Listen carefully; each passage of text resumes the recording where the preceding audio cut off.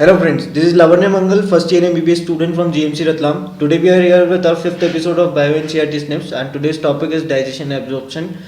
For the PDF of this video, you can refer to my Telegram channel, link description और comment box दोनों में मिल जाएगा आपको, right? So let's start. So first point over here is digestion is a complex process to convert complex substance into the simple substances, right? Now human teeth जो है तीन types को उसमें कैटेगराइज किया. फर्स्ट इज थीकोडॉन्ट मतलब sockets के अंदर fixed होते हैं. सेकंड वन इज डायफाइडोंट मतलब दो बार अपेयर होते हैं, मिल्क टीथ वाली कहानी. And the last type is the heterodont मतलब अलग अलग टाइप्स के टीथ प्रेजेंट होते हैं, राइट. डेंटल फॉर्मूला एडल्ट में होता है 2123/2123. चाइल्ड के अंदर 2102/2102 होता है, राइट. चाइल्ड के अंदर जो प्री मोलर्स होते हैं वो एब्सेंट होते हैं, right. Now coming on to the third point, enamel helps in the mastication. थोड़ा सा इंपॉर्टेंट पॉइंट है ये, है ना, इस पर ध्यान देना है. Dental formulas are also very important.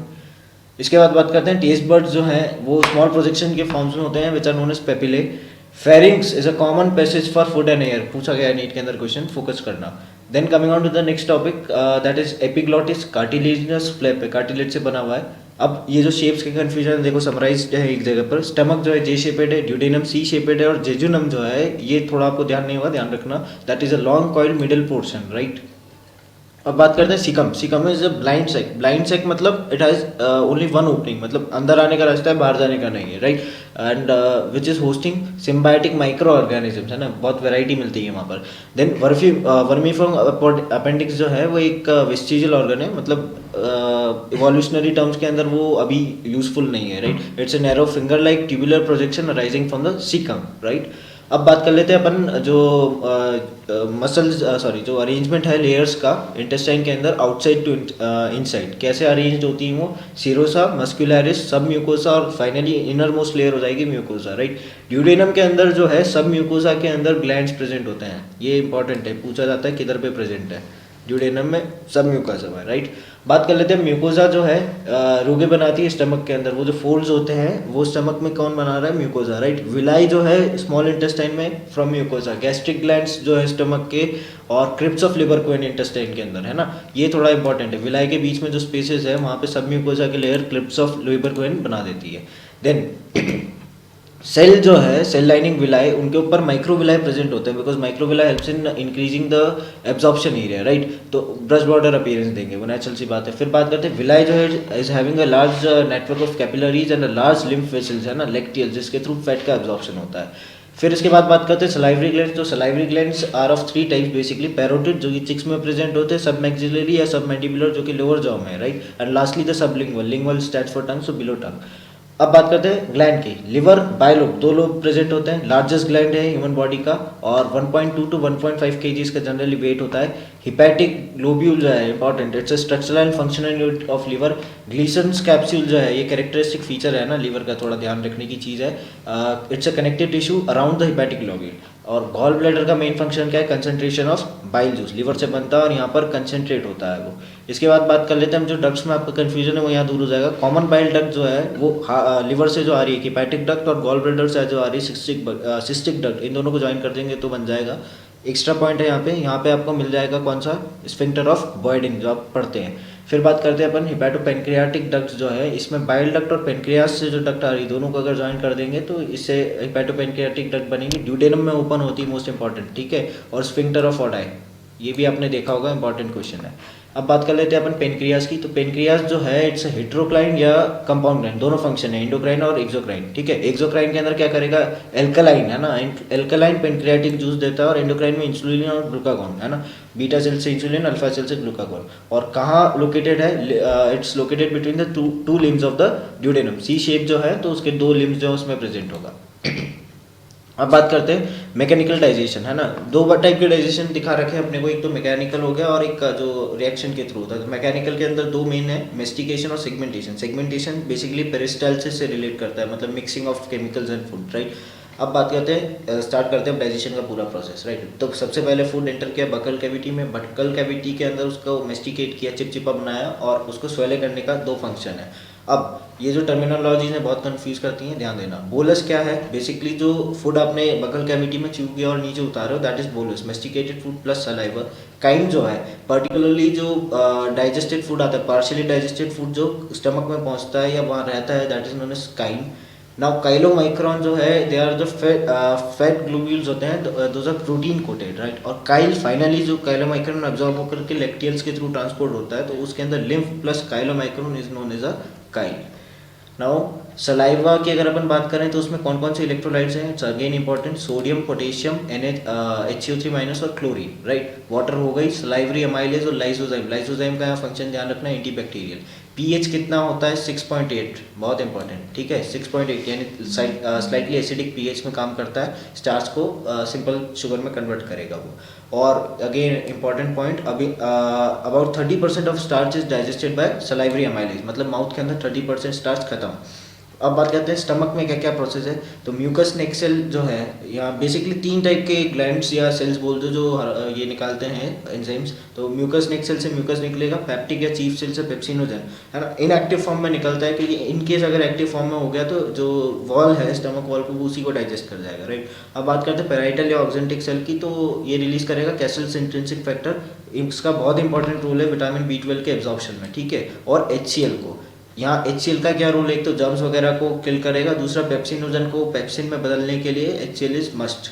और 4 से 5 घंटे तक के food is stored in the stomach. अब बात करते हैं पेप्सिन जो है, पेप्सिन का क्या रोल है, प्रोटीन को छोटे छोटे टुकड़ों में तोड़ता है, यानी पेप्टॉन्स और प्रोटियोज में, ठीक है। और नेक्स्ट पॉइंट इज रेनिन, है ना, स्पेलिंग पे ध्यान देना, NNIN है ना, किडनी में पढ़ोगे तो। NNIN जो है इसका मेन फंक्शन क्या, प्रोटियोलाइटिक है, और इन्फेंट्स में मिलता है। मिल्क प्रोटीन जो है कैसिन, उसका डाइजेशन करता है। स्टमक का pH according to NCERT it's 1.8। Small amount of lipase is also secreted by gastric gland, है ना, ये चीज़ पता नहीं होती कई लोगों को, ध्यान देना। फिर बात करते हैं स्मॉल इंटेस्टाइन में अब डाइजेशन का जो प्रोसेस है, यहाँ बेसिकली 3 चीज़ से हो रहा है, एक तो बाइल आएगा, यहाँ पे एक पेनक्रियाटिक जूस आएगा और एक इंटेस्टाइनल जूस आएगा, ठीक है। अब पेनक्रियाटिक जूस के क्या क्या कंपोनेंट्स हो गए, trypsinogen, chymotrypsinogen, procarboxypeptidase, amylase, lipase और न्यूक्लियस। यहाँ इंपॉर्टेंट ध्यान देना, न्यूक्लियस, ठीक है। अब ट्रिप्सिनोजन जो है वो क्या करेगा, ट्रिप्सिन में कन्वर्ट होगा with the help of enterokinase, है ना। एंटेरोकाइनेज कहाँ से रिलीज हो रहा है, इंटेस्टाइनल म्यूकोजा। अब जब ये ट्रिप्सिन बन गया तो ये ट्रिप्सिन का क्या काम है, बाकी जितने भी एंजाइम्स है उनको एक्टिवेट कर देगा। तो अब जो बचे कुछ प्रोटीन ऊपर से आए, प्लस जो ऊपर स्टमक में डाइजेस्ट हो गए थे पेप्टोन और प्रोटीज, ठीक है, ये सबको कौन डाइजेस्ट करेगा, ट्रिप्सिन, काइमोट्रिप्सिन और कार्बोक्सिलिक पेप्टिडेज मिलकर के डाइपेप्टाइड्स में कन्वर्ट कर देंगे, ठीक है। और पॉलीसेकेराइड्स जो है स्टार्च, उसको अमाइलेज तोड़ देगा डाइसेकेराइड्स में। फैट्स के केस में लाइपेज जो है उसको डाइग्लिसराइड्स में तोड़ेगा और फर्दर मोनोग्लिसराइड्स तक टूट जाते हैं। ना इसमें रोल है इंपॉर्टेंट न्यूक्लिक एसिड का। न्यूक्लिक एसिड क्या करेगा, यहाँ पर अपने पास न्यूक्लियस प्रेजेंट था स्मॉल इंटेस्टाइन के अंदर, तो न्यूक्लियस न्यूक्लिक एसिड को न्यूक्लियोटाइड्स में कन्वर्ट कर देगा, ठीक है। ये अभी अपन आगे देखते हैं फर्दर इसके अंदर। बाइल जो है, बाइल के अंदर आपको पता ही है एमल्सिफिकेशन ऑफ फैट, और इसका एक important function activates the lipase. Bile pigment किस किस से मिलकर बना है, bilirubin, biliverdin, bile salt, sodium glycolate, tricholate, ये सब होता है, आपको NCERT में नहीं है, so let's skip it. Cholesterol present होगा, फॉस्फोलिपिड होगा, and the most important thing, no enzyme is present in bile, जबकि it helps in activating lipase. एक एंजाइम को एक्टिवेट करना चाहता है बट करता है, बट इसमें खुद में कोई एंजाइम नहीं होता है। Now coming on to the next point, that is intestinal juice, इसको सक्कस इंटेरिकस भी बोलते हैं। और किसका सिक्रीशन है, ब्रश बॉर्डर सेल और गॉबलेट सेल के सिक्रीशन को मिला देंगे तो इंटेस्टाइनल जूस मिलता है। क्या क्या आता है इसमें, डाइसेकेराइडेज, है ना, अभी ऊपर अपन ने डाइसेकेराइड तक थोड़ा फर्दर तोड़ने के लिए अब अपने को डाइसेकेराइडेज चाहिए। सिमिलरली डाइपेप्टाइड बनाया, उसको तोड़ने के लिए डाइपेप्टाइडेज, लाइपेज, और ऊपर अपन ने न्यूक्लियस से न्यूक्लियोसाइड बनाया था, तो अब साइड से टाइड बना के फाइनली उसको शुगर में और बेस में कन्वर्ट करना है, तो we need sidase, nucleosidase and nucleotidase, ठीक है। तो ये उसी का चार्ट है, देख लो एक बार। डाइपेप्टाइड्स को अमीनो एसिड में कन्वर्ट कर दिया, माल्टोज को ग्लूकोज, ठीक है, डाइसेकेराइड सिमिलर, ये इंपॉर्टेंट है ना, यूनिट्स बायोमोलिक्यूल्स में भी पढ़ोगे आप। माल्टोज को ग्लूकोज, लेक्टोज को ग्लूकोज, गैलेक्टोज, सुक्रोज को ग्लूकोज, फ्रक्टोज, राइट। अब न्यूक्लियोटाइड जो है अपने किस में कन्वर्ट हुए, न्यूक्लियोसाइड्स, और फर्दर न्यूक्लियोसाइडेज की मदद से शुगर और बेस में जो उसका स्ट्रक्चर कंपोनेंट थे उसमें टूट चुका है वो, right. Then di and monoglyceride जो ऊपर आए थे, अपन ने फैट को तोड़ा था, उसकी वजह से अब लाइपेज जो है इसको फाइनली फैटी एसिड्स और ग्लिसरॉल में तोड़ देगा। तो फाइनल कंप्लीट डाइजेशन इसका किस जगह पे, किसकी वजह से हुआ है, इंटेस्टाइनल जूस की वजह से। नाउ अब ये जो सब ऊपर ये सब सब्सटेंसेस टूटे हैं, तो इसका मेनली जो एब्जॉर्प्शन कहाँ हो जाता है, जेजुनम और इलियम में, keep this in mind. No significant digestion in large intestine, बहुत बड़ा कंफ्यूजन है ना। इंटेस्टाइन के अंदर जरूरी नहीं हर बार डाइजेशन हो, लार्ज इंटेस्टाइन का मेन फंक्शन या मेन रोल एब्जॉर्प्शन की तरफ ज़्यादा है, ठीक है।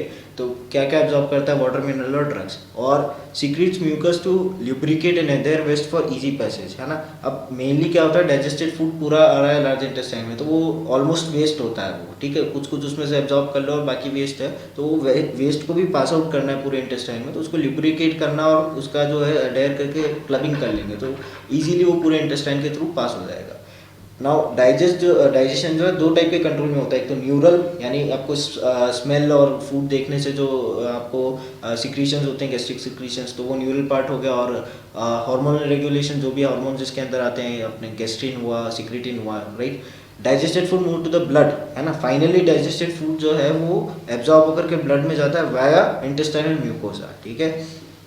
Now this is again very important, बहुत बार पूछा है। सिंपल डिफ्यूजन से क्या क्या ट्रांसफर होगा, ग्लूकोज, अमीनो एसिड और सम इलेक्ट्रोलाइट्स लाइक क्लोरीन, है ना। अब इसमें कंफ्यूजन आपको आएगा, अमीनो एसिड हर में प्रेजेंट है, तो बेस्ट एडवाइस आपको ये रहेगा कि मोस्ट सूटेबल वो चीज़ आप साथ में देखें। अगर ग्लूकोज, अमीनो एसिड और इलेक्ट्रोलाइट है then it's simple diffusion. Glucose के साथ अगर अमीनो एसिड दिया है देन इट्स फैसिलिटेटेड, और अमीनो एसिड मोनोसैकेराइड और इलेक्ट्रोलाइट दिया है सोडियम, तो इट्स एक्टिव ट्रांसपोर्ट, ठीक है। और वाटर का तो आपको पता ही, ऑस्मोटिक ग्रेडियंट, है ना, पैसिव ट्रांसपोर्ट रहेगा।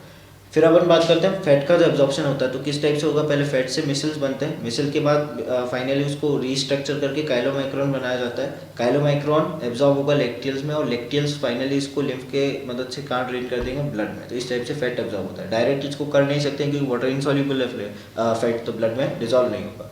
अब बात करते हैं कुछ एब्जॉर्प्शन जो अदर देन बेसिक जो लोकेशन है उसके होते हैं, तो ये नीट में पूछा गया है। माउथ के अंदर कुछ ड्रग्स एब्जॉर्ब होती हैं, कहाँ से, म्यूकोजा ऑफ माउथ और लोअर साइड ऑफ टंग, है ना। फोकस करना लोअर साइड, अपर दिया था एक option, but answer is lower side of tongue.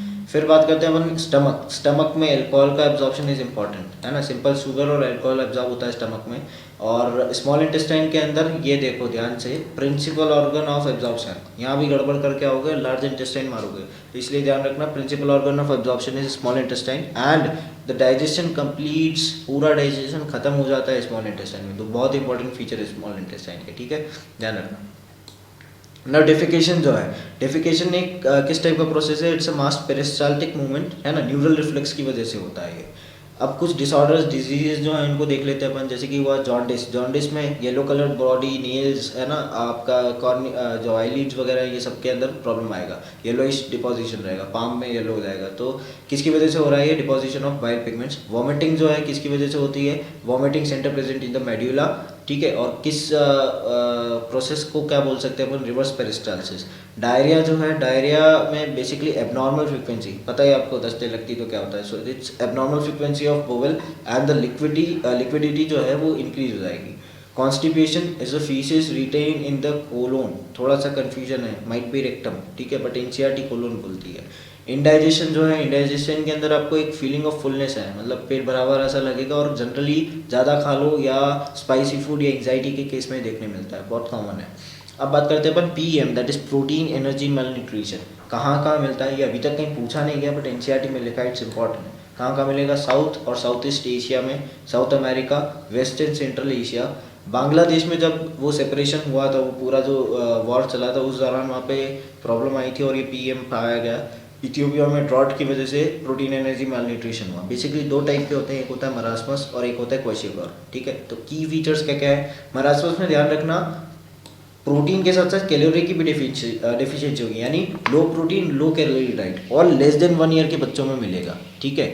और क्वेशियोकर के अंदर क्या क्या होगा, सिर्फ और सिर्फ प्रोटीन, यानी high calorie and low protein diet की वजह से क्या आएगा, जो क्वेशियोकर है, और मोर देन 1 ईयर के बच्चों में ये होगा, ठीक है। अब एक इसमें की फीचर और क्या है, रिटार्डेड ब्रेन डेवलपमेंट, ठीक है, ब्रेन भी अंडर डेवलप्ड होगा क्वेशियोकर के केस में, और एक्सटेंसिव एडिमा एंड स्वेलिंग, मतलब पॉट बेली, मतलब मटके जैसी जो है बेली रहेगी। तो दिस इज अगेन अ की फीचर, ठीक है। तो ये बेसिक डिफरेंसेस हैं, बाकी इसमें कई सारी सिमिलैरिटीज है, थिनिंग होना, ठीक है, पतले दुबले से हाथ पाँव दिखना, ये सब कुछ इसमें चीज़ें सिमिलर है। This are the basic differences या key features. Now last topic, देखो दो टाइप की कैलोरीफिक वैल्यू होती है। कैलोरीफिक वैल्यू मतलब ये है कि अपने को 1 ग्राम सब्सटेंस से कितनी एनर्जी मिल सकती है। तो एक तो अगर अपन जो है जैसे फिजिक्स भी होती है, तो एक मतलब इमेजिनरी फिजिक्स है जो न्यूमेरिकल बेस्ड है, न्यूटन ने दी थी, और दूसरी होती है रियल लाइफ में जो है। तो this is a similar case. Gross के अंदर क्या है, अपन ने बॉम्ब कैलोरीमीटर में डाल दिया और वो क्या एक्चुअल वैल्यूज दे रही है, बट फिजियोलॉजिकल केस जो है एक्चुअल बॉडी में होता है वहाँ कुछ और एनर्जी लॉसेस भी होते हैं, इस वजह से जनरली फिजियोलॉजिकल वैल्यू कम होती है क्रॉस से, राइट। तो फिजियोलॉजिक वैल्यू देख लेते हैं। कार्बोहाइड्रेट में 4.1, unit is most important, confuse करेंगे यहाँ पे, दैट इज किलो कैलोरी पर ग्राम। तो कार्बोहाइड्रेट में होगी 4.1 और फिजियोलॉजिकल वैल्यू क्या होगी 4। सिमिलरली प्रोटीन 5.65, इधर 4, और फैट में 9.45 एंड हियर 9, राइट। तो अब इसमें आपको कैलकुलेशंस आएंगे। ये क्वेश्चन आता है कि इसने इतना चना खाया या इतनी दाल खाई तो dal is a source of protein, चना इज जरूरी है, ये सारे रोटी खाई है तो it's a source of carbohydrate. तो इस टाइप के क्वेश्चन सॉल्व करने हैं तो वहाँ ध्यान रखेगा आपको फिजियोलॉजिकल वैल्यू का इस्तेमाल करना है ना, वहाँ कंफ्यूज नहीं होना। तो मेनली आप इस चीज़ को ध्यान रखेंगे, राइट। तो this is all about the chapter digestion. Video को जो है आप थोड़ा सा इसको शेयर करें, लाइक करें और सब्सक्राइब करें अपने जो भी फ्रेंड्स हैं उनके साथ, और let me know in the comment section आपको कौन सा नेक्स्ट स्निप जो है किस चैप्टर पे चाहिए। Alright, signing off, bye bye.